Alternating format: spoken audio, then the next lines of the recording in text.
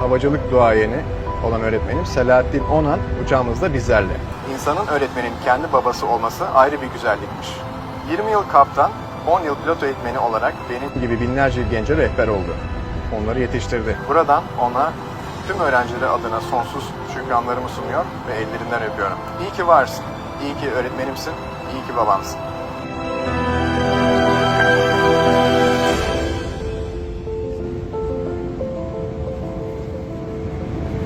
Hocam, Türk Hava Yolları'nın tüm kaptanları adına Öğretmenler Gününüz kutlu olsun. Tüm emekleriniz için çok teşekkürler hocam. Sizi çok seviyoruz.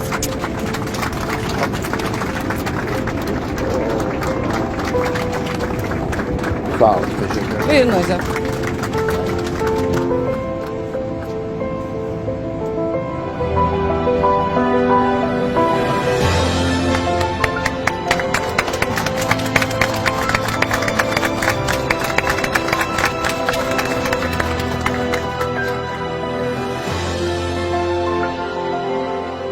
Bu vesileyle